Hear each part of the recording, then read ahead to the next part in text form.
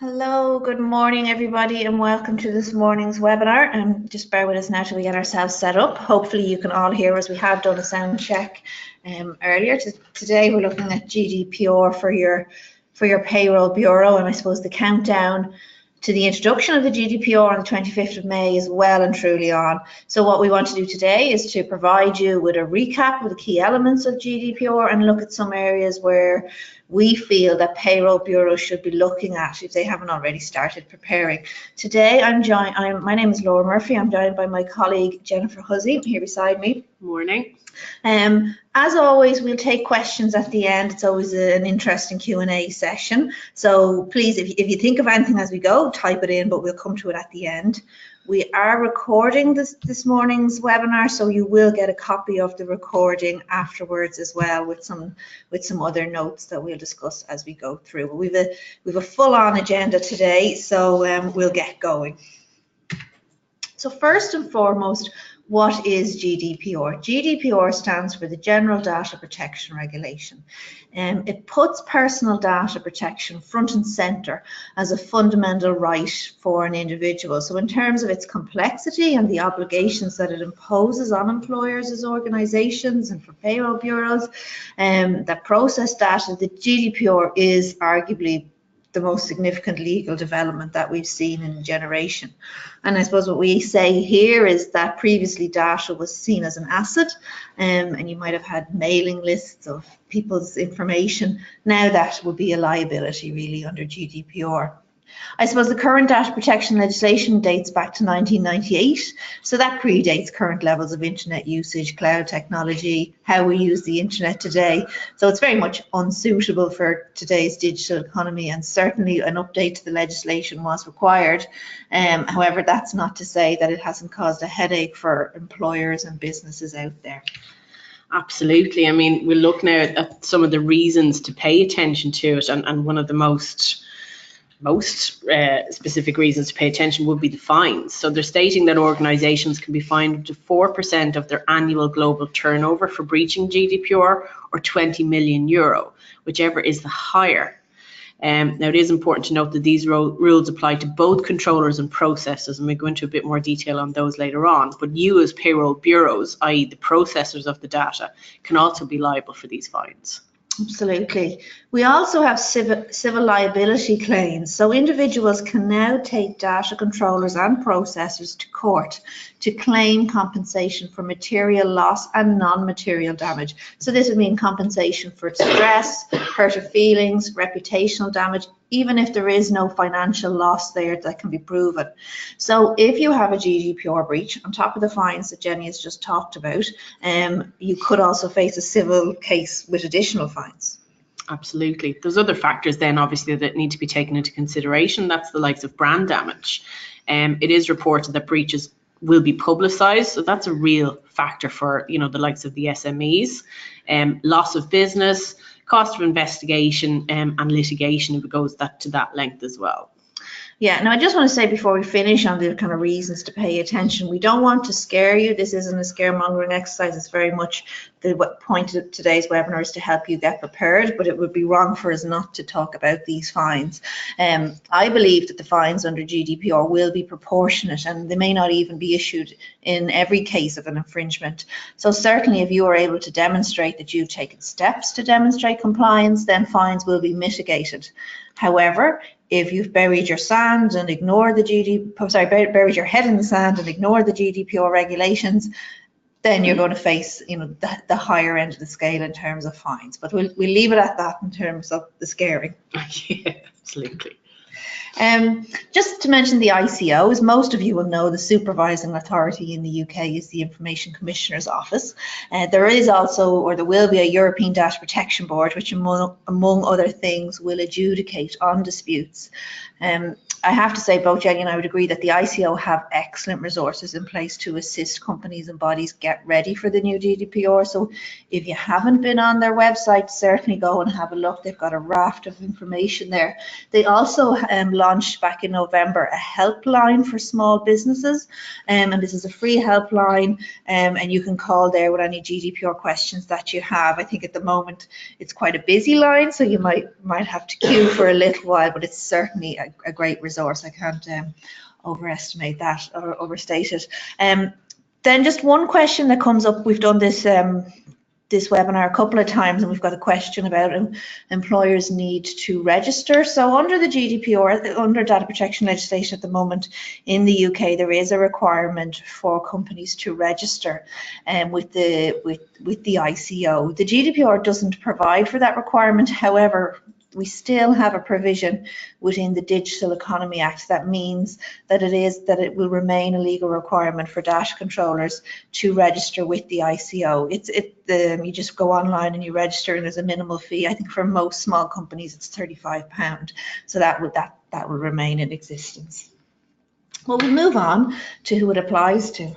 Absolutely, and this is something that we come across quite a lot. So the most commonly held misconception about this new GDPR is that it does not apply to small and medium-sized businesses, and specifically the SMEs with less than the 250 employees. This is absolutely not the case. The GDPR does apply to all businesses regardless of their size. That's also going to include the likes of sole traders, non-profit organisations, clubs, societies, things like that. Charities as well. Yeah, absolutely. So once your business holds or processes personal data, then the GDPR is going to apply to you. It's going to apply, on the electronic or the automated processing of personal data, but also to manual paper-based processing if the personal data comes in forms of, a filing system, or even you with your notepad on your desk. The GDPR doesn't just apply to businesses within the EU, it also applies to businesses outside the EU that trade with individuals within the EU itself. And just before we finish up on this slide, just to touch very briefly on Brexit, the GDPR comes into force this May, 25th of May, and of course the UK won't have departed the EU at this stage, so the GDPR will apply in the UK from the 25th of May, and certainly all signs from the ICO is that which we have left, the following on data protection will be equally as, I don't want to be say stringent, comprehensive as the GDPR, and it'll reflect the regulations that the GDPR has. So certainly Brexit is no reason to ignore the regulations. Absolutely, yeah. I believe the Queen actually mentioned it in her speech. And last summer was, I think, a speech, so it's coming from the top. We've mentioned a few terms already, like data controller and data processor. So before we go any further, I just want to clarify some of these terms just to give you the definitions, I suppose. So firstly is a data subject, and all these terms are used interchangeably throughout the GDPR regulations, so it's good to just clarify them early. So a data subject, this is an individual who is the subject of the personal data. This could be your employees or your customers' data from a payroll point of view. Your data controller, the data controller controls the contents and the use of personal data. So for a payroll bureau, the data controller will be your client because they're controlling their data. You will also be a data controller for your own employees' data if you have employees. A processor means a person, public authority, agency or other body which processes personal data on behalf of the controller. So obviously you are a payroll bureau, you are a processor, you're processing your client's personal data.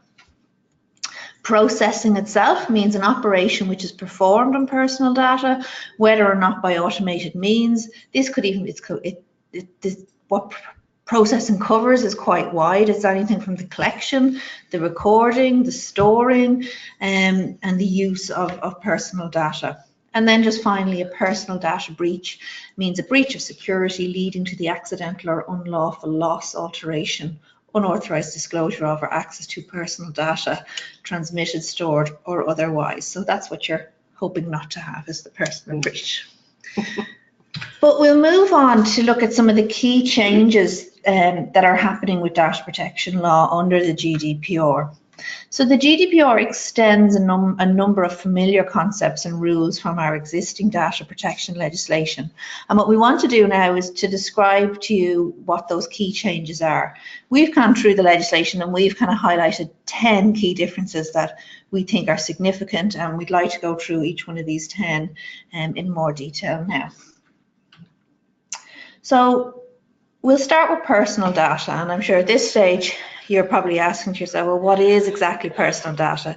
The definition of personal data is any information related to a natural person or data subject that can be used to directly or indirectly identify that person. Now, I've given a list here, and this is by no manner of means an exhaustive list, but a personal data could be anything from a name, a photo, an email address, CCTV images, or even a computer IP address, which I think is a new, it's been newly added as being considered as personal data, because you could effectively figure out from an IP address the location and who was using that. Exactly. So I suppose then, in terms of what does that mean for an accountant or a payroll bureau, certainly your daily interactions involve using vast amounts of personal data, whether that be your personal data about your clients and their employees, personal data that you might hold for marketing purposes. It mightn't be somebody that's actually a client of you, it might be somebody that you met at a trade show or was previously a client, and even that you have them on your mailing list as John at Auto Services. That's personal data because it's John's email address. And then, of course, the personal data that you hold on your employees, if you have some.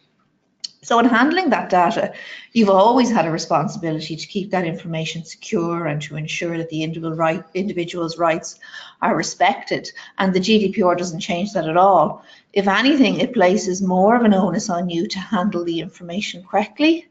So for businesses that you work with, that includes securing your data and making sure you're protecting it from cyber attack and other risks. But we'll talk about it, how you can kind of prepare and the measures that you can take to protect that data later on. Okay, we look at the special categories of data. So there are other categories known as the special categories of data that require additional conditions to be satisfied in order to legitimize the processing of that data. So in particular, you're going to need the explicit consent of individuals if you are planning on processing any of that information, their racial or ethnic origin, religious or philosophical beliefs, trade union membership, etc., etc. One of the more interesting points here is the processing of biometric data. And this comes up quite a bit now recently on the support lines in relation to those employers who require employees to kind of clock in or clock out using a finger or a handprint. Now, these finger and handprints will be considered as biometric data. And realistically, unless the employer can make a legitimate argument that this processing of biometric data is for the vital interests of the employees or is for public interest, then they're going to find it very difficult to legitimately continue to record that kind of information. And just one final note there in the special categories, the processing of photographs will not automatically be considered as the processing of biometric data. However, photographs will be covered where they're allowed, the unique identification or authentication of an individual as a biometric. So for example, on the likes of your electronic passport IDs, or for the purposes of facial recognition, things like that. Excuse me. Now, under the current data protection legislation, we have 8 principles of data protection. Now, this has been reduced to 6 with the GDPR, but certainly none of the content is going to be lost with it. So under the GDPR, just to quickly go through them, personal data shall be processed lawfully, fairly, and in a transparent manner. It shall be collected for specific, explicit and legitimate purposes and not further processed in a manner that is incompatible with those purposes it was collected for. Personal data needs to be adequate, relevant and limited to what is necessary in relation to the purpose for which it is going to be processed. It has to be accurate and, where necessary, kept up to date. Every reasonable step needs to be taken to ensure that any personal data you do collect, if it's inaccurate, is erased or rectified, straight away as soon as you are notified of that. The personal data needs to be kept in a form which permits identification of data subjects for no longer than is necessary. We'll look at the retention periods later on. And is processed in a manner that ensures appropriate security of that personal data. So this includes protection against unauthorized or unlawful processing, against accidental loss, destruction or damage, and using appropriate technical or organizational measures. And the overarching principle really of the processing of data is that of accountability. You really need to be able to demonstrate compliance with these principles that we've just looked at. And what it's doing is it's putting an increased burden of proof back on the processor and the controller of the data. Yeah, I think that's one of the key changes with the new regulations is we all up until now have had to be data protection compliant, but now we have to be able to prove that we're compliant. Exactly. So if we look at now the reasons why you can process data. So lawful processing of the data is only if, one, the subject has given you consent, and we're going to look at consent in more detail now shortly. It's only lawful if it's necessary for the performance of a contract or to take steps prior to entering into a contract. So your payroll contract there would be a good example. If it's necessary for compliance with legal obligation to which the controller is subject, so the controller being the client in this instance, they are obviously obligated to deduct and record PAY and NI. So there's your legal obligation covered.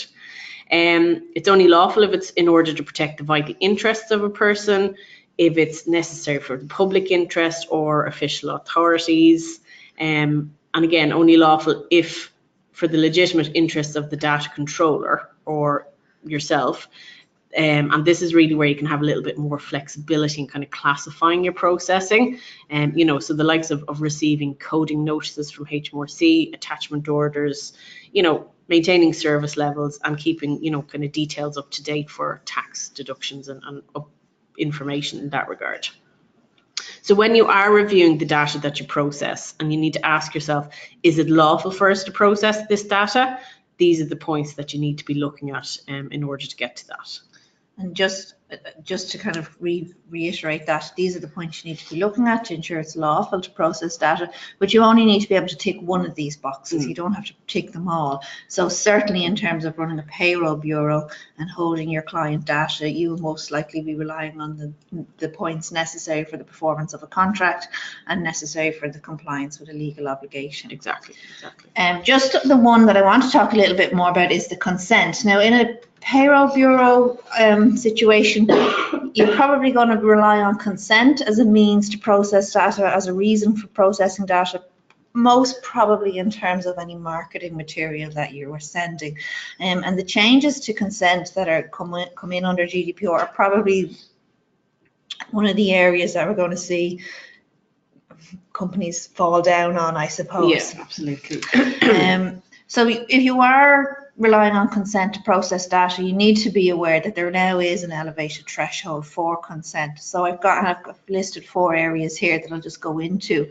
So in terms of getting consent, it must be specific, informed, unambiguous and freely given. And there must be evidence that clear affirmative action has been given. And that affirmative action is very important. And if you ever ticking boxes online where you're applying to T's and C's and it says tick here, or the tick is already in the box and it's there saying it's pre-ticked, I agree to receive email notifications from whoever, that would be incorrect under GDPR. The individual has to opt in. And it must be for a specified purpose as well. Where consent is obtained as part of a larger document covering other things, consent text must be clearly distinguished from everything else. So again, if you're looking for consent of an individual to send them your marketing material, it can't be hidden in your 15 pages of T's and C's. It has to be very specific, and ideally it would be a separate document or a separate tick box. As I mentioned earlier, you need to have evidence as to how the consent was obtained, for example, forms, brochures, signage, website screenshots. We would talk to a lot of people ourselves at trade shows, so we would have signs up on our trade show, on our stands at the shows as well, that we would use as proof as well. And then the fourth one in relation to consent is the language that you use. The language must be accessible and easily understood. And this is the kind of whole, one of the main themes again of the GDPR is this whole concept that legalese must be banished. And we're talking in a user-friendly way, I suppose. It's not full of jargon. Yes, yeah. and legal terms. And particularly so if we're dealing with people who are under the age of 16. But we'll move on then from consent to the changes in relation to data processes. So this is an important slide for yourselves as payroll bureaus. The GDPR brings in a change of rules if you are a data processor processing personal data on behalf of another business. So that's you. So firstly, controller instructions. Data processors appointed by controllers, so you being appointed by your clients, you must provide sufficient guarantees that you are implementing technical and organizational measures to be secure in terms of processing and that you meet the requirements of the GDPR. So you must provide those guarantees to your clients. And also, you must only process data in accordance with the controller's instructions, and they would be written instructions. So you must really only process your client's data in accordance with your contracts, I would say, and I say the word contracts here, I'd use that interchangeably with your engagement letter, your terms of service, whatever you use in your practice. There's also extra restrictions on subcontracting. So data processors require prior written consent from your clients' controllers to subcontract any activities. The processor is, you as the processor are required to inform your clients of any new sub-processors, allowing them the opportunity to object if necessary. And certainly I would be putting any sub-processors that you use in details of them in your contract. And we'll talk a little bit more about your contracts in greater detail later on, but just to touch on it briefly, the data processing activity must be governed by a contractual obligation between the client and the payroll bureau, the controller and the processor. And this is really a key point from your payroll bureau. So it's going to be a really important step for you to review the arrangements that you have in place with your clients and ensure that your contracts, letter of engagements, are up to date, because the GDPR does require certain information now needs to be included in writing with your clients or your controllers, particularly in relation to data protection. Then we will, as I said, we'll talk about this in greater detail. It may be that you A, review your contracts, or B, issue an addendum to your contracts, which includes all those points. And when we have a solution for that, but that's an important point for you today. Excuse me.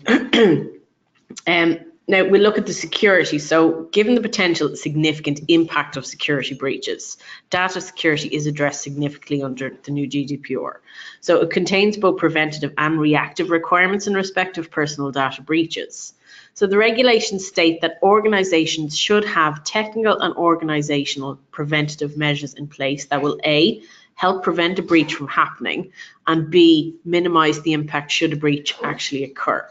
So the likes of your technical measures there would be encryption or pseudonymization of personal data, putting in place, a kind of process for regular testing and assessing and evaluating the effectiveness of controls that you may have already got in place.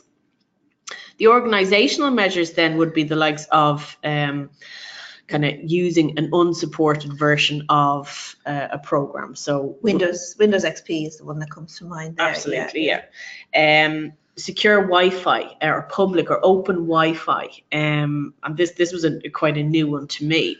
If you go to a department store or to a restaurant and decide to log into your bank, that Wi-Fi is open. Laura, was it? Well, it was a case where a security company did an audit on a shop actually, so it was found as part of the audit. But the tills of this particular shop were on the open Wi-Fi. So when the audit crew went in, they were able to quite easily get into the background of the tills in the shop and were able to gain all that information that was on the tills. So again, it's just an interesting one in terms of using local or open Open Wi-Fi. Wi-Fi, absolutely, yeah. And the organisational measures, there'd be a range, and what'll apply to different companies will differ. But it could even be something as simple as a clean desk policy. And again, this is one that we've come up and had queries about.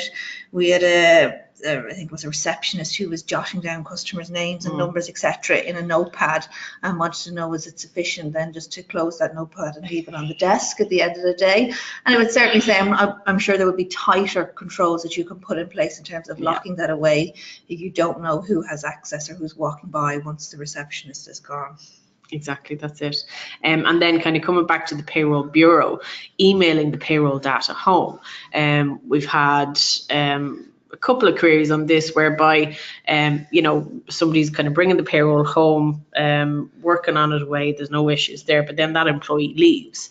There's no means then for the employer to be able to detect or know if the data that was previously held at that employee's device is now gone or not. So, having a working from home policy would be quite prevalent or quite prudent. Working from home or even using your own devices as well. Exactly, yeah. Just to move on then to looking at the reactive requirements when a breach does occur. So GDPR introduces a duty on organisations to report breaches now. So it used to be, under current legislation, only certain industries had to report breaches, but now everybody has to report breaches to the ICO, and they must do so within 72 hours of the breach occurring.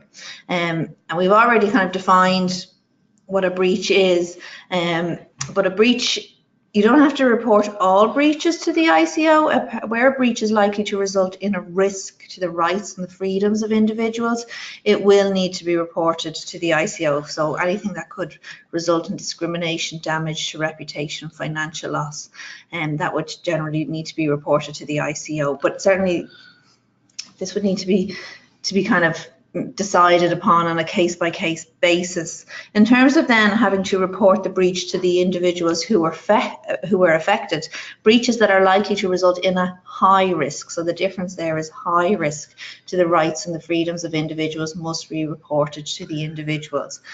So we're saying the difference there being the high risk, so there is the threshold for notifying individuals is higher than having to notify the supervisor authority. I suppose one of the main breaches that we are fearful of or would be identity theft, and that's when we talk about personal data breaches. And I suppose that could be a possibility when we talk about the data that payroll bureaus might hold in terms of NI numbers, etc. Exactly, yeah. So that could be a concern. So I suppose in terms of how you prepare for this, the first thing would be that you need to ensure that your staff understand what constitutes a data breach, and that if they fear one or suspect that a data breach has occurred, they know who to go to in the organisation. Where do they report that to? And then also it should be very clear in your company who's going to make that final decision, who's going to review the breach as it occurred, and make the call as to whether or not you need to notify the ICO or the individuals affected. Absolutely. So touching on that then, and who is going to have the final call if a breach occurs, there is a new role coming into effect with the GDPR called the Data Protection Officer. Now, realistically, it's going to be more mandatory for the likes of public bodies or organisations engaged in large scale or systematic monitoring. And most SMEs are not going to have, really the facilities or the ability to put a DPO in place. But as Laura said, to actually, kind of put somebody in that role, that they're going to be high enough up in management that they can kind of talk and discuss with, or stand up to the MD, whatever the case may be, if they don't necessarily agree to it. Yeah, we would hate to give an overriding statement that no small payroll bureau would need a DPO, but if our thoughts would be it would be unlikely, but certainly it'd be worth your while considering it or making a part of your considerations in your preparation. Absolutely. So we're moving on then to the enhanced rights for individuals. So our data subjects have increased rights under the GDPR. So we'll go through these quite quickly. So first and foremost is the right to be informed, and this really emphasises this whole concept of transparency that's right across the GDPR. You have to be transparent in how you use personal data. The next one will be the right to access.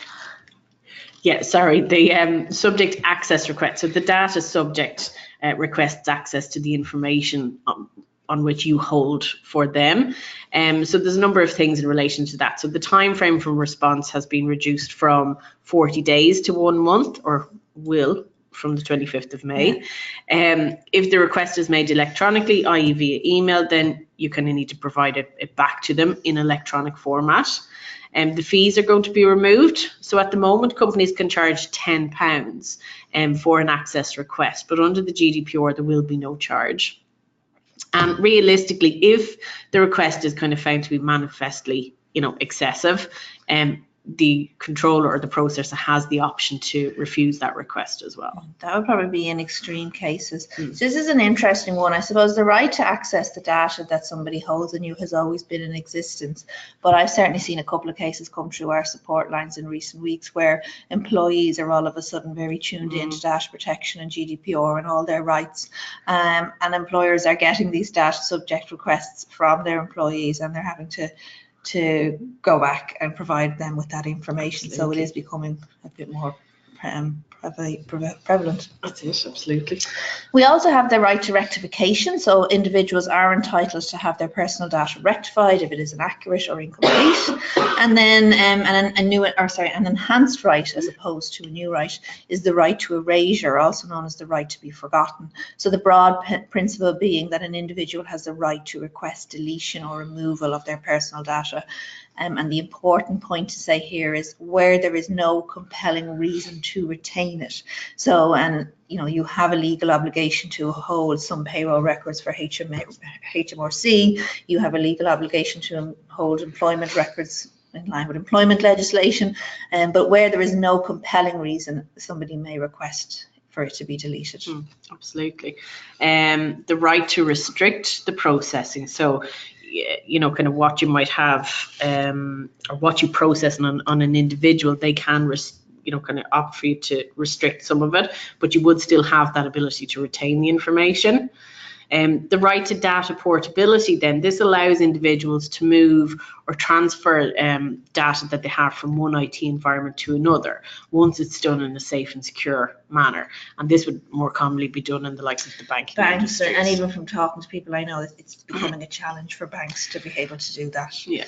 Then the last two is the right to object to the processing of data. And again, we're going back to probably consent here and marketing. So if you are taking, when we go back to the talking about marketing, where you're taking somebody's permission to send them your marketing emails, they also have a right to object at any time. So it's very important to have that I wish to unsubscribe option on all your marketing emails as well. And then finally, rights in relation to automated decision making. So automated decision making, I'm not sure if it's something that will apply to the payroll bureau, maybe not, maybe in your recruitment. I've seen a lot of recruitment pieces of software that might do automated decision making, certainly used in some in the health industry and different economic situations, possibly where people are going for a loan, etc. So where automated decision making is used, individuals now have a right to obtain human intervention if they wish. They have the right to express their own point of view, and they have a right for an explanation as to why a decision was made and to challenge it. Now, obviously, we're talking about payroll bureaus here and the rights of your clients, but certainly these rights would equally apply to your staff as well if you do employ staff. And just while we're talking about increased rights of individuals, I just want to touch on a new recommendation that the GDPR makes. So this is not legislation, but it is a strong recommendation. So where possible, organizations should be able to provide remote access to a secure self-service system which would provide the individual or employees with direct access to their information. So I think companies who are looking to put their best foot forward in terms of GDPR preparation should certainly consider, is it a possibility for them to have an employee portal, a self-service login for their portal. In line with that, I just want to show you a few slides from our Connect solution. I don't know if some of you are already using Connect. We would certainly have a lot of people and bureaus who are using it internally for their own employees, but equally who are then pushing that out to offer it to their clients. And it's a great way. We'll talk later on about how you can help your clients get GDPR prepared offering a solution like Connect is a really great way of being able to do that. Absolutely, as an add-on to what you already provide, yeah. Absolutely, yeah. So with the Connect solution, employees or your client's employees can log into their own secure portal, and here they have the ability to view most, if not all, of the information that an employer will hold on them. You can see here that they can view their basic employee details, and what's great here is that they have the ability to update these details if necessary, and we talked about that previously, about the right to rectification, and certainly the onus is on an employer to ensure employee information is up to date and correct, but having a facility here where employees can update it themselves certainly pushes back some of that responsibility onto the employees, which is a win for employers, I think. And you can also see here that there's a calendar, and employees can request annual leave through the calendar. So if nothing else, that's just a fantastic time-saving option for employers as well. If I was just to go up to the Documents tab here, you can see in this feature, this is we're getting a lot of interest from our customers and for payroll bureaus here. Through the BrightPay Connect links, it's an add-on to the BrightPay Payroll. So as soon as your pay slips are finalized on BrightPay, you can select to make them available on Connect. And this removes the need to email pay slips. What I do want to stress here is that emailing pay slips is perfectly acceptable under GDPR. There's differing opinions out there, but we have spoken to the ICO on this. It is perfectly acceptable and allowable, to email payslips under GDPR once you've taken all security measures in place. So we still have an email payslip facility in BrightPay, and they are encrypted with SSL encryption, and it's secure. But for those people who are looking for an added level of security, I suppose, Connect is an option there as well, because they just seamlessly flow through. And also another great feature on the Connect one, before I move off it, is under the documents, we also have a feature where you can upload any kind of employee documentation, whether that be their contract, a probation letter, or any kind of communication that you've had with your employee that might go on their file. And we've already talked about the increased subject data access requests that we're seeing. So we're using Connect. If you do get those requests in, or if your clients are getting them in, it's much easier to be able to refer the employee to Connect, where all the information is. It's already stored, exactly. You don't have to go rooting through filing cabinets and paper files that are, so God knows how long. Exactly. And certainly from an admin point of view, I mean, it's really a good add-on as such for that, because you are taking a lot of the headache away from, requests and paper pages and whatever else. Absolutely. So we'll park that and we'll move back on, because we were going through our 10 key changes with GDPR and we're on our last one, just a few other new concepts. Absolutely, yeah. So excuse me for coughing, I have a tickly throat. So other concepts that are coming into effect with the GDPR is the privacy by design and the privacy by default. Now, these are very important concepts under the new regulations. So the privacy by design requires organizations to consider privacy measures during the product design processes, whereas the privacy by default requires controllers to ensure that by default only necessary data is processed. And really what they're looking at here is that your privacy, or the thoughts of implementing the privacy, needs to be embedded into the DNA of the organization. So right from the very get-go. The GDPR also requires formal data protection impact assessments in relation to the higher risk processing activities. So as a data controller, if you propose to carry out new processing activities, and if this processing could result in a high risk, as Laura touched on earlier on, to the individual, then you will be required to conduct a protection impact assessment. Now, the high risk processing might include, like we looked at under the special categories, processing on a large scale of special categories or sensitive data. It could be data relating to criminal convictions, large-scale systematic monitoring public areas. The regulations will provide guidance on just exactly what should be included in this, but it's just something to be aware of. Okay, perfect. So I think that brings us to, we've done a round circle on our 10 changes. Hopefully you have a bit more of a understanding of the changes that GDPR is bringing in. And now what we want to do is we want to take a look at how you can prepare your payroll bureau. We've created Well, we've jotted down 7 key steps that we think a payroll bureau should consider following in terms of helping them prepare for GDPR. And we want to look at these in a bit more detail, but just to very briefly go over them, the first and foremost step for any company really is to complete a data inventory. This is a really big step in terms of being able to prove your accountability and prove you've taken steps. So that's an important one. The next will be to review your existing privacy policies and update them where necessary. We talked about the contracts, letter of engagement you have with your clients and equally your employees. So we'll talk about that. We'll talk about capturing consent a little bit more. We'll talk about governance in terms of GDPR is not just a tick box exercise and then being compliant. It's going to be ongoing. So how are you going to, maintain that? We'll talk about some security measures and then just privacy impact and assessments that Jenny has already touched on. And then the other one is advise your clients, because we do see as a source, we do see payroll bureaus as a source of advice to your clients on many subjects. And we would definitely recommend that you play some form of a role in informing or advising your clients and giving them solutions, I suppose. And certainly I think inactivity on the GDPR issue is not an option. And being proactive with your clients is going to just be more beneficial, but we'll come back to that. Absolutely. So as Laura said, the first step that really you need to be looking at performing is to review all of the personal data you hold. So whether that data relates to current or former clients, current or past employees, unsuccessful job applicants, or other third parties. And this can be referred to as completing a data inventory or data mapping. So it is recommended to record all the data held under a number of headings. So why are you holding the data? What is the legal basis for holding that data? How did you obtain it?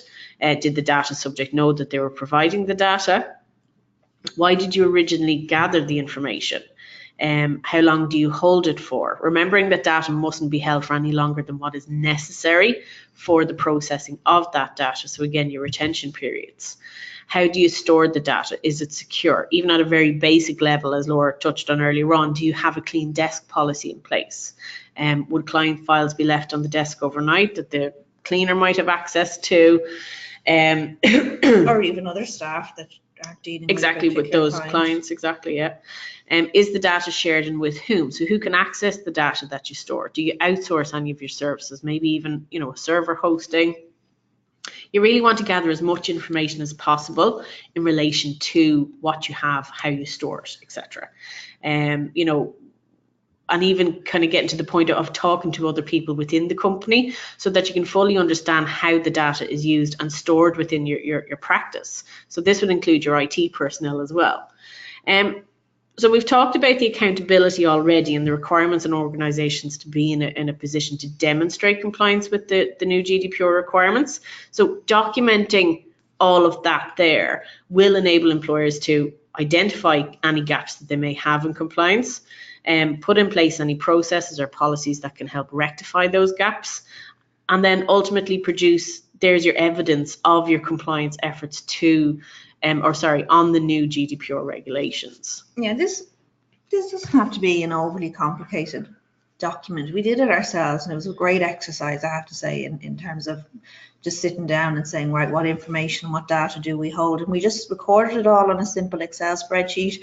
We used different worksheets, we broke it into client data, marketing data, our own employee data, and that enabled us to kind of plan each section, how we were going to act. Just to build on one of the points that Jenny has said was really important, is that no one person can do this, because the more people that I talked to in our company when we did it, somebody else would always have, and we hold data from this and that, and somebody else will always think of something else that you don't. So it's important that you get a team involved to do this, but this is an important first step in terms of GDPR compliance. The next section then is your contracts and your policies. So just to recap on a few points that we talked about earlier. Under the GDPR, wherever a controller uses a processor, so wherever a client uses a payroll bureau, there needs to be a written contract in place. The onus is on the controller to only use processors who provide sufficient guarantees that they will meet the requirements of the GDPR. So again, the onus is very much on the controller, your client, to instigate putting the contract in place. Now that said, we're familiar with the payroll bureaus and the type of clients they might have, and they might not be as overly familiar with GDPR and what they need to do. So we feel that as a payroll bureau who wants to be seen as proactive in becoming GDPR compliant, I think it would be prudent of you to instigate reviewing your contracts or your data protection addendums with your clients and ensuring that that everything is GDPR above board, I suppose, and GDPR ready. So under the GDPR, as we said earlier, there is mandatory content that must be included in the contract, and this has been expanded. It's new content, and we've created a checklist, and it's on the BrightPay website, but we will send it around to you all afterwards as well. But in terms of, we don't necessarily feel that you don't have to review every single contract. It could be sufficient to add an addendum to your contract, and that would be in the form of a data processor agreement. So I would be suggesting that as a payroll bureau, you look to put a data processor agreement in place with all your clients, which confirms everybody's obligations under GDPR and confirms that you are you're having the right technical and organisational measures in place. And we actually have a template addendum done up, so we will be sending it around. It's in the GDPR section on our websites, and as Laura said there, it'll be included as a document when we send around the files to everybody at the end of the webinar too. Perfect. It's just another point here. It's really important to consider, we talked about sub-processing earlier, and it's really important that you include details of any sub-processors that you use, and you must not engage in any sub-processors without first having the approval of your client. And an example of this, of you using a sub-processor, would be if you were to send a payroll backup into BrightPay for support assistance. This is, of course, perfectly okay, and we have security measures in place to ensure that backups are dealt with appropriately. And we do only take backups as a last resort, but sometimes it can be the only option in terms of providing that support. But under GDPR, for you to be able to send us a backup, you need to have the consent from your client. And in our template DPA that we have on the website we'll be giving you, we have listed in the appendix of that as that BrightPay would be a sub-processor. So that's just something else to keep in mind. You'll also then, as a final point of this, you'll also want to double check your contracts with other third parties, just to make sure they're GDPR compliant as well. Then just on your privacy notice, your privacy policies are really important under GDPR. So armed with all the collation information that you've got through your data inventory, you will need to review your data protection notices and analyse whether they require any updating to ensure compliance with the new rules. So if you don't currently have any protection policies in place, you might want to start putting them in place. And similar to our contracts, the information you need to provide in these policies is more detailed under the GDPR. And again, we have created a checklist for this, and we'll send it on as well.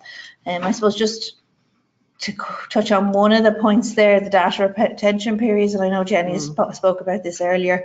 The GDPR does not specify any particular retention period for personal data, but it does state that personal data may only be kept for no longer than is necessary for the purpose for which it was processed. So when considering retention periods, businesses should generally be guided, as we said earlier, by statutory periods or any other business needs that you have. So I suppose then, just to finish up here, whilst your client contracts will be specific to the individual clients, your privacy policy will set out your approach in more general, and it might cover even recruitment when you're taking in details of candidates who are sending in CVs.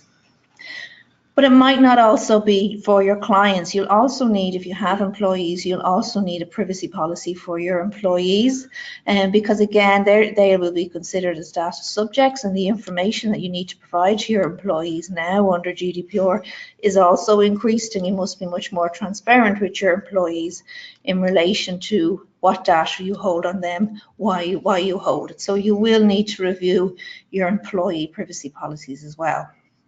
So just on that note, if you are a Bright Contracts user, you'll be familiar with our setup here, and we've just are in final stages of developing some additional software developments here, but we've an employee privacy policy ready to go, which will include all that information that you need to be providing to your employees. And again, we've a lot of bureau customers who are offering this as an additional service to their clients as well in a bureau capacity, and that's coming very shortly as well. Okay, so we'll look at now capturing consent. So as Laura's already said, if you are relying on consent as a legitimate reason for processing the data, you need to step back and take a look at how you're getting that consent and is it compatible under the new GDPR regulations. So if you've got mailing lists that you've used pre-May 25th, you may not be able to continue using them if you haven't got specific approval from the individuals. Now, I'm sure most of you will have noticed, and I know certainly my own email is chock-a-block full of marketing emails looking for my specific consent to continue to receive the marketing, that these companies may have sent me in the past. So you'll all see them there. Another point to be aware of is that where you are asking someone for consent to process their data, you must make it very clear that they can opt out at any time. And you have to make that process of opting out very seamless. And again, a lot of these emails I'm getting in, there is an opt-out, function on it. And a lot of the times I'm finding you go into opt-out and you can't actually opt out. So that has to be seamless, and you would be seen to be in breach of the GDPR if that wasn't an option. The governance then, so as Laura's mentioned already, it's not going to be just a tick box. It's not going to be something that you do and then leave it.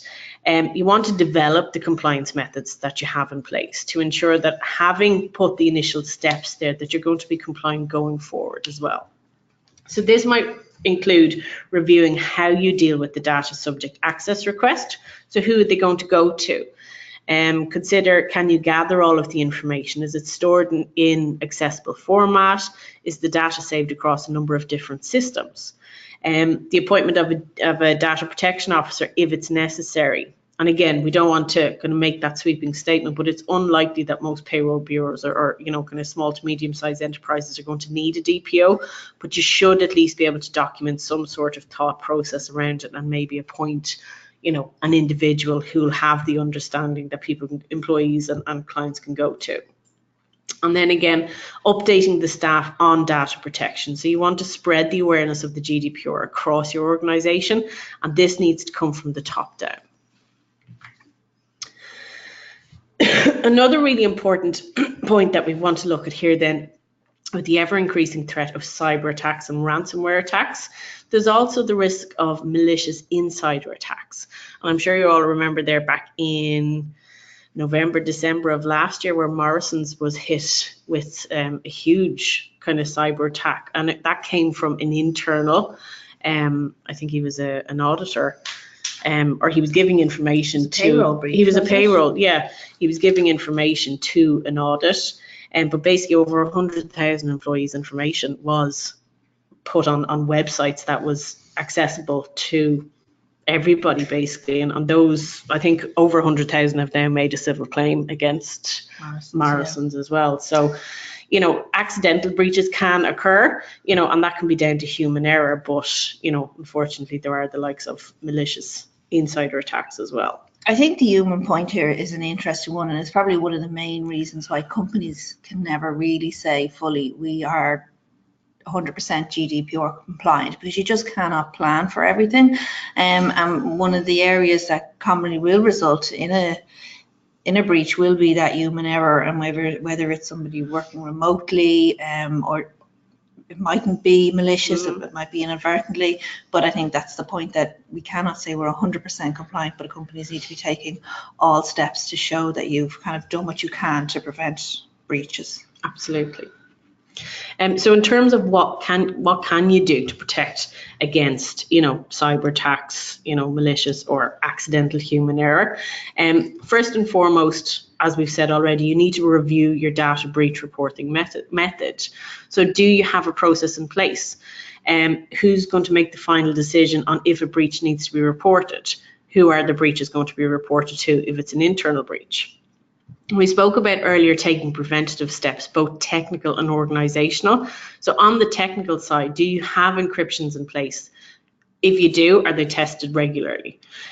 Setting strict access rights means that should an employee's laptop or other work device fall into the wrong hands, then they're only going to be able to view a portion of the company's personal data if there is proper encryption there. On the organisational front, give each user the minimum access that they require to what they need to do in order to fulfill their job. Allow staff wider access to systems puts you at a greater risk of a data security breach. Or perhaps you need to consider remote working policy, that laptops can't be brought, to the pub. And then finally, your privacy impact assessments, your data by design, your data privacy, develop those policies, the privacy impact assessments and the privacy by design policies, they're just thoroughly. They're all about embedding data protection into the core of your organization. And if it is a new project or something that you're planning, obviously you'll have marketing, a marketing section, a finance section, and almost then you need a data protection section to ensure you've considered all the data protection issues you need to. Exactly. So that brings us to our final step then in terms of what we mentioned earlier in terms of advising your clients. So 99% of the UK's 5.5 million businesses employ fewer than 250 people, and that proportion is growing. So when it comes to data protection, small businesses do tend to be less well prepared. They have less to invest in getting it right. They don't have compliance teams or data protection officers. But as we've seen today, small organisations often do process a lot of personal data, and the reputation and liability risks are just as real, and equally as are the fines. The legislation is going to apply to them. So we see that as an accountancy or payroll bureau, you are in a good position to explain to your clients how the issues that we've talked about today are going to, how they will affect them. And we see that it will give you a competitive advantage and put you as a best, shine your bureau in the best light really possible. And as I said earlier, inactivity around GDPR isn't really an option. So it's best to not let it be a cause that you're going to lose clients over, and that you could possibly gain clients with. Just on that note, I've been joined today by Alan Connolly from BCC Accountants, just to actually talk on that topic in terms of how they've been advising their clients, or the steps that you've been taking, Alan, in BCC to kind of prepare your clients. And I know that you've been doing some, let's say hello, Alan. Hi Laura, hi Jenny. And I know that one of the things that you've been trying to do is to get your payroll clients to use Connect, and we showed a few slides of Connect earlier on. Can you just share with us how you went about this? Yeah, so we have a fairly large payroll bureau service in our practice. And I suppose in terms of whether we were going to use Connect or not, we decided what we'd try and do was see whether our own staff would actually get any benefit out of using it, which is where we started. And that, once we actually rolled it out to the staff, got feedback from them in terms of how good it was easy enough for us to actually, I suppose, move on to the idea of selling the concept to our own clients. So initially what we did was, in the past, we maybe tried to do some blanket marketing in terms of getting services out to clients. And sometimes it works and sometimes it doesn't. You lose the message a little bit sometimes. So we tried to do something a little bit different this time. So all in our office, most of the employees we have deal directly with a number of clients. Sorry. We all have frogs in our throat here today. Apologies. Must be the weather. So they deal with a number of clients directly, and because they have a relationship with those clients, we thought we'd approach it by letting them deal directly with those particular clients, and just, I suppose, explore the idea of whether they felt Connect would be useful for that client. And that's where we started with it. And was it much kickback, or what was the initial kind of reaction from clients? Well, the initial reaction was actually quite positive. We haven't really had any negative feedback or any negative kickback from the clients in relation to it. They seem to think it's something that could be very useful. We're trying to move away from the idea of maybe having a lot of direct interaction between the staff member and the client, or staff member and the payroll bureau. so that we're maybe giving the staff member themselves much more direct access to the information, so they can actually access it themselves. Yeah, and I suppose what Connect offers in terms of the other options and annual leave is almost, and the document upload is almost a mini HR software system, along with your payroll information. So a lot of small businesses might have thought that was beyond their scope or too expensive or something that wasn't for them, and this provides a solution. Yeah, I've even noticed it myself with if I'm out with other clients of ours that we don't look after the payroll for, but just even explaining to them that there are solutions like Connect out there, they seem to really embrace it. They thought it was the kind of thing that would cost thousands to have available to them, as opposed to a very small amount of money. And even if they're not office-based or their employees aren't office-based, it can be downloaded on their app on their phone. They can access it. Yeah, so all of our staff have done that themselves, and like they're booking holidays through the system. And for a lot of accountancy firms, I suppose they're very much focused on the idea of backup and protection and so on and so forth. But I suppose even in terms of clients that you're not doing the payroll for, they mightn't have that level of security. So at least this is providing an extra level of I suppose, security and safety in relation to what's being stored. And I suppose even then, from the point of view of your workload in the practice, it can save time, because once you've pressed finalize on BrightPay to finalize the pay slips, they're gone and they can be in Connect. There's no longer the need to export them out or email them across, so it can speed up time from the payroll's point of view. Well, we were having a discussion in the office. So our charging system works on the basis of time in the office. Oh, right, sorry. But we do have clients where we've pre-agreed rates that we were charging per month with the payroll client. And somebody said to me today, well, like if this reduces all of our workload, should we be reducing the rate? So clearly from an accountancy perspective, the answer is no. But it's I suppose just then, just on cost, well, how did you go down when you approached your clients with connecting on the cost of that? Has that brought in an extra revenue, or? I'm not sure if it's going to bring in a significant revenue to the practice.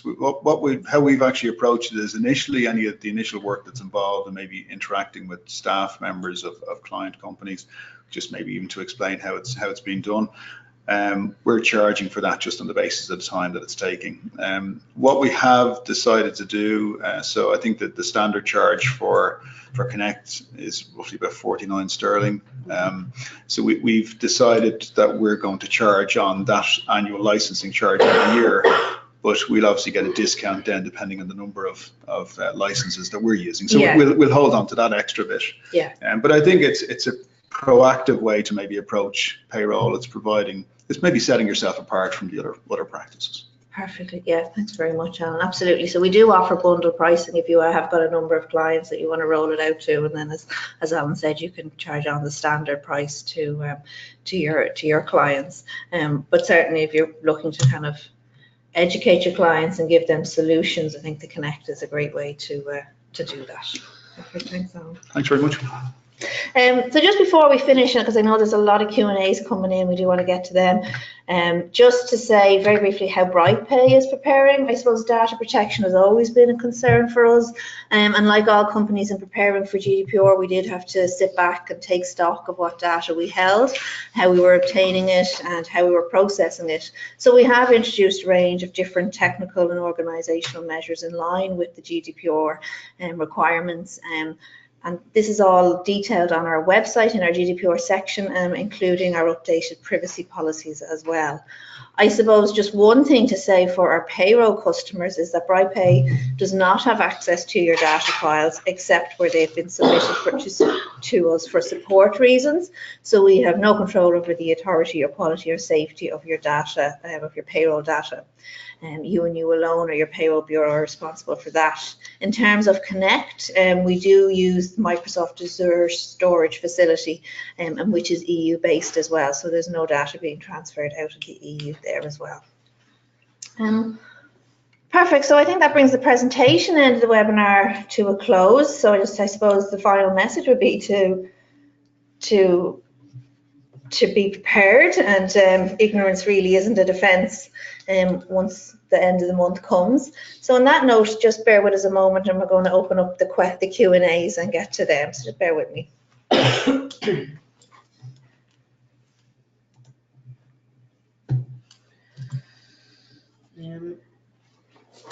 Okay, so one of the first ones that's come in here is that, is there a restriction on the processor dealing directly with the employees, i.e. to receive timesheets and requests for leave and things like that? So you being the processor and obviously the controller being the client. And we do get this a bit in actually, you know, and it is probably more relevant that the GDPR specifies that an agreement has to be in place, as we looked at earlier on, between the controller and the processor. So detailing the data that's going to be passed between both of them, and if any third parties are going to be involved. So realistically, it would be preferable, you know, if the employees go straight through their own company and then the company comes to you, so you don't have any direct dealings with the employees. And obviously, as we looked at there, the Connect is going to be a very good option for that. Okay, does a freelancer who only receives invoices from the business that he works for on a freelance work and has an employee, does he have to register and comply with GDPR? Also, do the employers, apologies for just reading, it's a long question, do the employers that we do their payrolls have to register with GDPR? In terms of whether or not you need to register with the ICO, we talked about that at the start of the webinar. It'll depend on your own setup. And if you go onto the ICO website, I think it's at the top right, and there's a big button that says, do I need to register here? And it'll take you through a number of questions, and depending on the answers, then it'll say, yes, you need to register. I've done it for ourselves here. It literally took 20 minutes. It doesn't take long. And then you if it's yes, you pay the €35 and you're done then for 12 months. It's a quick process. So I would recommend, if you're unsure, it would be to go onto the ICO website and go through those questions about, do you need to register or not?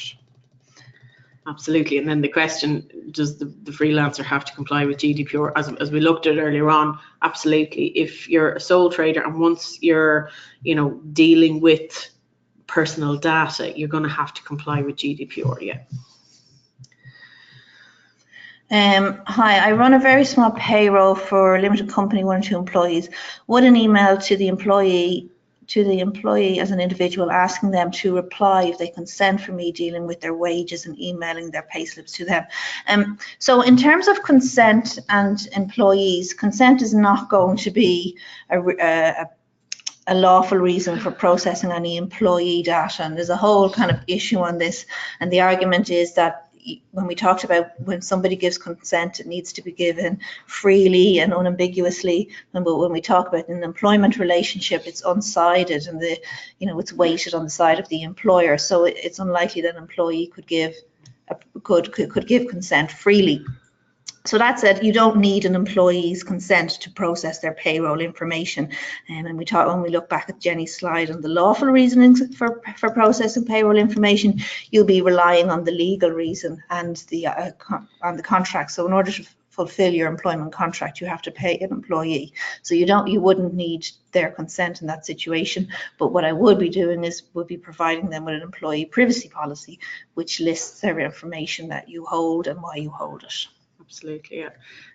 Somebody's asked there, how would you differentiate between your own staff and a subcontractor for the purpose of advising your client and gaining their consent? I'm not wholly sure I understand that question, Karen. I might get back to you on that one separately. Another question coming in there. So do emails carrying payslip attachments need to be encrypted? So the legislation, I suppose it's been written quite widely, Mike, there to cover all sorts of different companies and different organizations. And the legislation will only say that you need to have technical measures in place, and it's up to different companies to decide what those technical measures are for their company, and what you think are the strict. So it doesn't say it has the payslips have to be encrypted. Certainly, if you could have them encrypted, I think it would be beneficial. If you're using the email payslip facility on BrightPay, as we said already, we have encryption there, so they are sent through encryption. We use SSL encryption there, so they are encrypted. But certainly as well, another measure that we get, another question we get on that a lot is passwords. And I would certainly recommend, if you are emailing passwords, I think it would be best practice. Sorry, if you are emailing payslips, it certainly would be best practice to use passwords as well. Absolutely, and obviously BrightPay has that password option on it. Somebody says, I work from home. Is it sufficient to have a locked office where data is stored? Yes, I think that would be good practice. Yeah. Again, it's coming down to the technical and organisational measures that you take. Just bear with us as we just go through.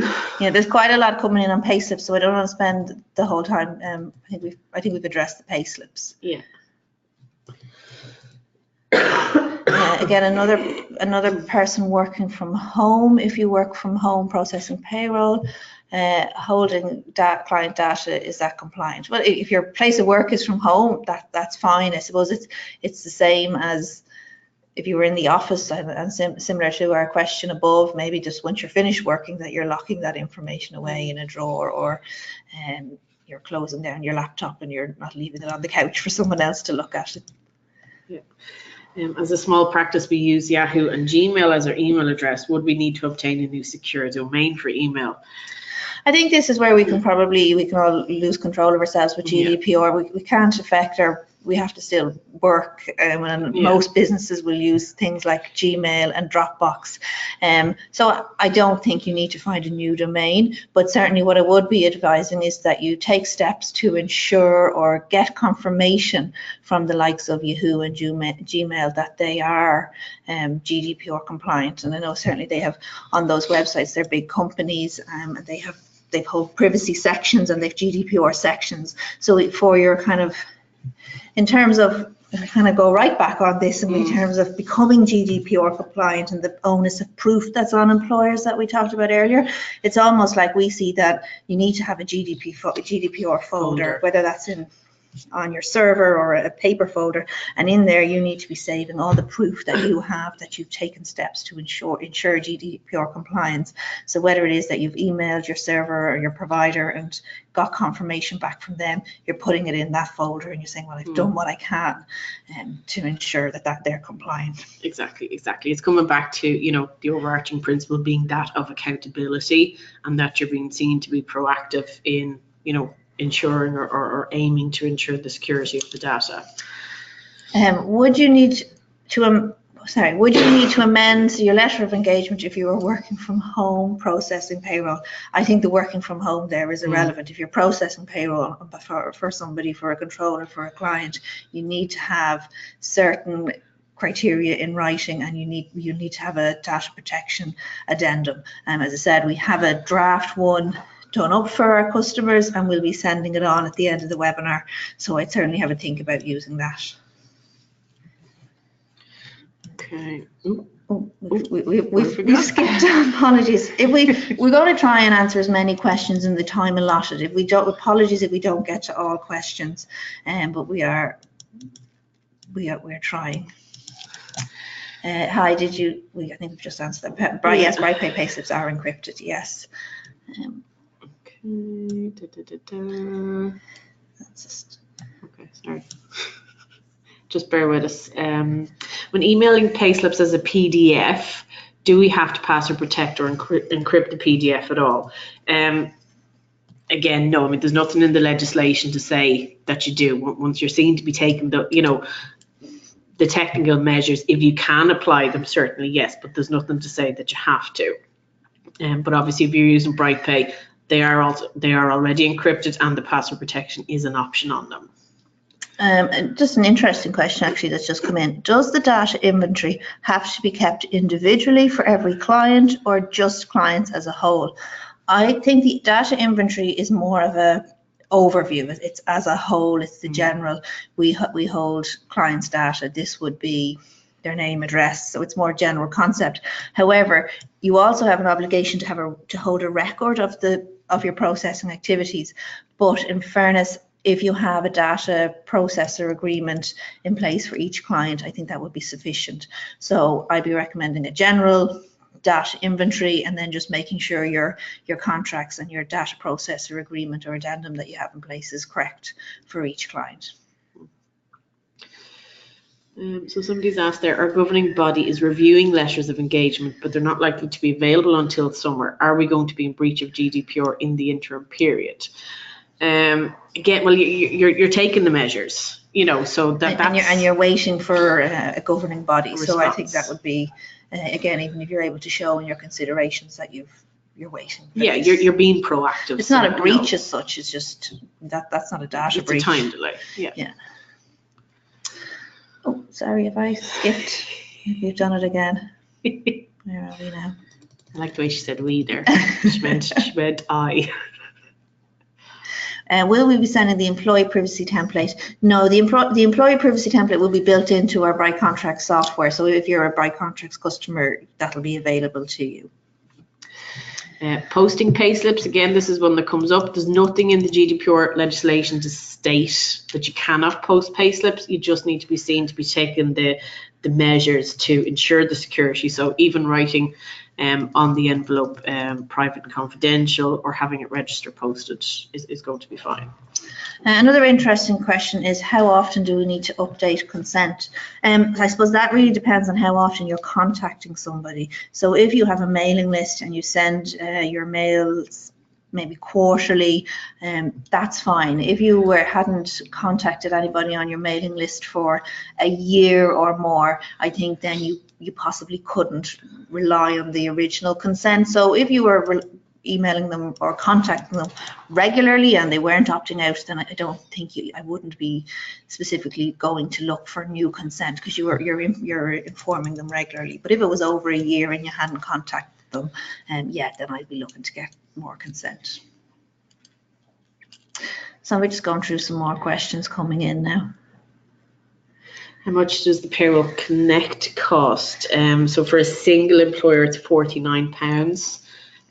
Plus VAT. That's for a 12-month license. And obviously, the more employers you have, they go up in pack numbers. So I think you get like a 5. Yeah. All of the information in relation to kind of the bundles and the different software, certainly the Connect and the bundle prices we do, and that is on the BrightPay website, so brightpay.co.uk, and a lot of our information in relation to the GDPR is on the Bright Contracts website, brightcontracts.co.uk. We might be able to put some pricing information as well in our follow-up email. Just a question there, is the app available for clients to use on their phone? It's available for employees to use on their phone if you're in your app store. A Connect app is available. Okay. Apologies as we read some more.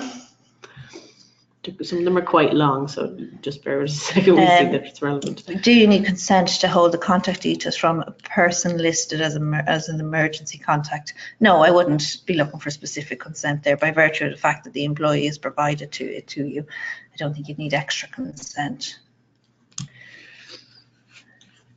Are the reports encrypted? So yeah, like all the software, the BrightPay software is encrypted. You know, so even if you were to send it as an attachment via the email, obviously there is going to be certain information on it, but the software itself is encrypted, yes. And password protected for each individual client, yeah. Reports, sorry, you have a new password protection option on the reports too, yeah.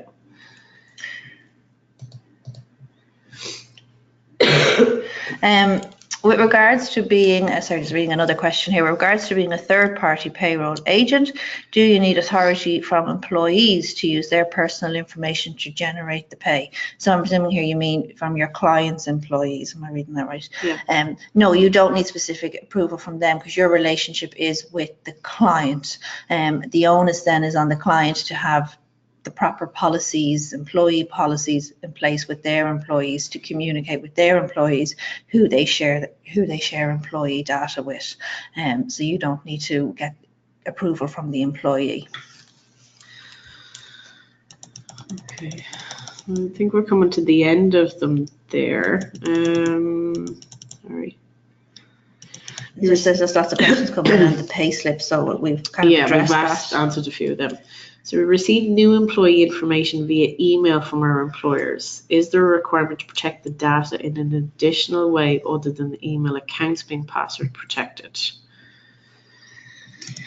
I mean, as Laura said there, I mean, you're not going to be able to, cover everything. I mean, you have to receive the information from your clients in some manner. So I suppose once you have, some kind of process or policy in place, that the information is deleted. Yeah, or perhaps it is once you've taken that data and you put it in your payroll that you're deleting it off the email, and that's the process. So Exactly. you're not. And again, a lot of companies will have email policies in place. I know certain companies will delete all emails that haven't been archived after 3 months, so that you don't have emails that are sitting there from 2 years ago and that are no longer necessary or required.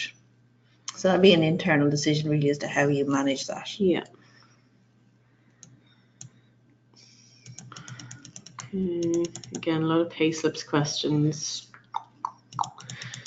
Somebody, if I'm working remotely and log into my company server, what do I need to do to comply? I don't know if there's anything specific that you need to comply. It's to be sure that it's a secure server login, I suppose, and that you're logging out. There's nothing specific that you would need to do to comply. No, again, but there'd be no harm in having a working remotely or working from home policy in place that will cover, the rules and regulations around it.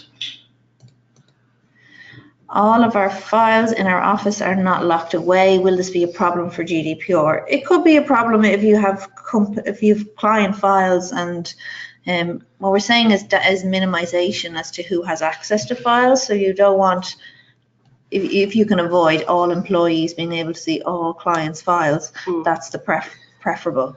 So I would certainly be suggesting that you look into some kind of filing cabinet or locked thing, or locked solution, should I say. It could be a problem if the ICO were to investigate and to have a dawn raid. I don't know. We have to kind of wait to see post 25th of May how the ICO will do this. Certainly, you would imagine they will be looking at multinationals first, but equally, if you had a data breach, they would be down, they would come and investigate, and they would have the rights to investigation. And certainly if you had files that were just freely available in the office, that might be questionable and something that you'd want to take action on. Okay, so Karen's just come back there. Sometimes we bring in subcontractors when we are very busy. They're working under our business name and under our direct supervision.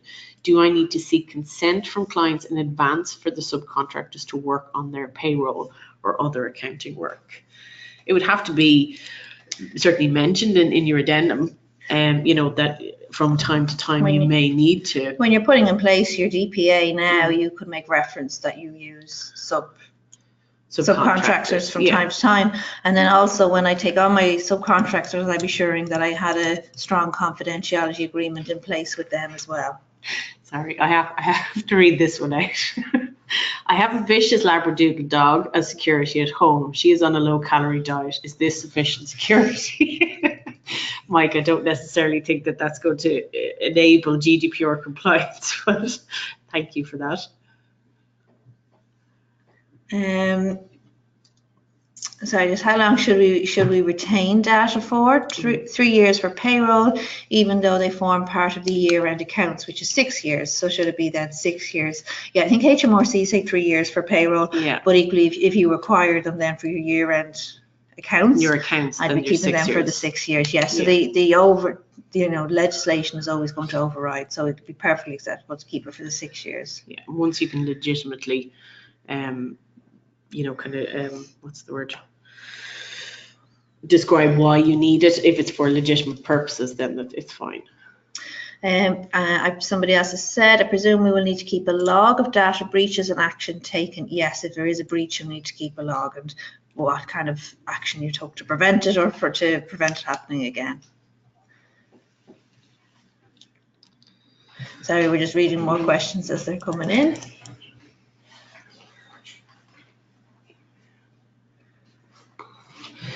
Okay, so Clive's just asking there about as a payroll bureau combination, should I email employers who I send payslips via email to for their consent? No, again, I think that's going to come down to your agreement or whatever contract you should have in place with your client, that it's going to have, the details of what you process, how you process it, if you use third parties, things like that in it. You know, so it's a contract really. Yeah, it's So a GPA you're going to need there. Yeah. So regardless of how small you are, how many clients you have, the one thing to put in place is a GPA, a data processor agreement that will just kind of go as an addendum to your letter of engagement or your contract. So I would recommend that most people put that in place. Somebody else has asked, can we send email attachments with payroll information between payroll staff? There's nothing in the legislation that says you cannot do that, but again, just be wary and take security measures if possible. It is possible to password protect them and to delete them straight away or when necessary. Yeah. Okay, so again, a lot of questions coming in on the pay slips. Is it possible to generate passwords within BrightPay based on specific formula for all of the staff? If you're talking about the email pay slips, we do have a randomize option in BrightPay where it will generate a formulated password for you, but you wouldn't be able to, you know, kind of enter a formula in yourself, and that's something that's programmed into it.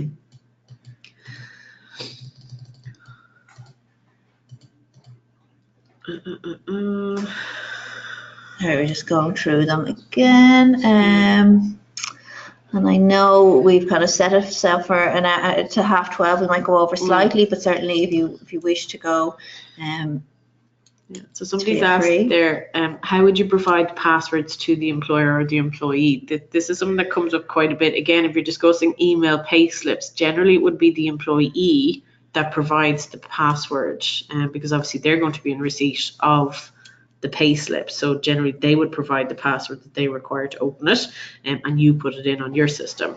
But again, there is a randomize option on BrightPay where it will generate a formulated password for you.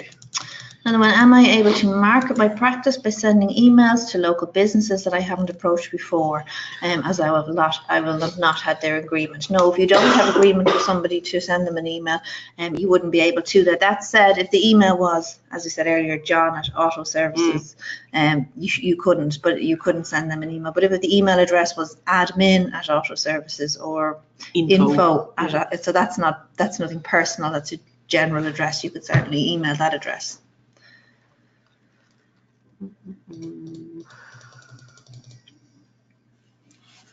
Someone said, could we have the recording? Yes, there's a few other connect queries that we might come back to. Can we continue to receive payroll information verbally over the phone? Yes, that's fine. Yeah. Did you say that the guide for employers will be available to bureaus to send out to clients? We have a DPA for bureaus to send to clients. In terms of an employee privacy policy, that'll be available on Bright Contracts. I think we're just coming to the end of them now. So again, just lots of password questions and pay slips. Yeah, and the questions in relation to, do our clients have to get consent from their employees? Is that one? Yeah. We process payroll from our clients. Do our clients have to get consent for information to be passed on to us? No, they don't have to get consent, but they have to inform their employees that they're sending, that you are a data processor. So again, that would be really important for your clients to have clear policies in place with their employees that sets out you as somebody who processes data.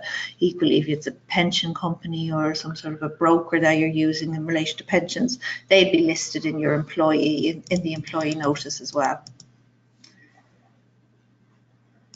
No. Okay, we've people on work experience regularly working in our office. How will this be impacted by GDPR? It's an interesting one, but again, you know, just kind of ensuring that they don't have access to data that is not relevant. I'd still be putting in a confidentiality agreement. Yeah, get them to sign, like your staff handbook. That can apply to. Doesn't have to just be to your staff. I'd be giving them a copy of that, or getting them to have a. Once you've shown that you've given them a confidentiality agreement, or they've seen the staff handbook. Okay, again, just emails, passwords. Okay, I think we're pretty much coming to the end of it there now. Okay. See any more? Just more about the download. Yeah, we will be sending on a copy of the presentation. How much of our own data do we have to protect?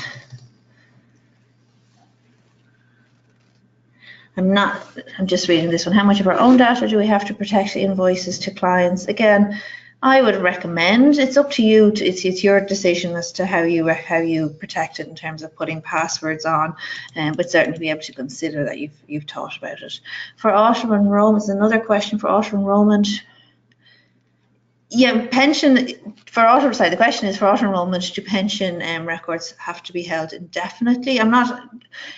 I know the pension records have to be held a lot longer than 3 years, and again, you'll have to be You'll be led by the statutory obligation. By statutory there, obligation, yeah. Certainly pension records do have to be held for a considerable amount of time, and that's perfectly acceptable because you're complying with your obligations there. Okay, I think a lot of the questions we've already answered. So all the slides, the presentation will be sent on at the end of the webinar to everybody who's registered. Another one just come in. We have 6 to 7 employees. Can we just give payslips by hand? Does it need to be in special payslip envelopes? I think it would be fine to give it by hand. It would probably be better practice to have it in an envelope. I don't know. I don't think it needs to be a special envelope. I don't think there'll be anything untoward with that. More people looking for the handout. Sorry, I've skipped over there. There was a question. Skip down again. If the employer gives consent, so I'm thinking your client here, are we allowed to directly speak to the employee? I think if they give consent, certainly you could. Reason, yeah. Oh, okay, so I think that is coming to the end. There might be 1 or 2 that we missed as we skipped through, trying to get through them all because there's quite a lot, so we might come back to them ones. But thank you very much for your attention today. I hope you found it somewhat informative, and we will be sending on a follow-up email later on today as well. Absolutely. Thanks, guys. Thank you. The webinar is now over.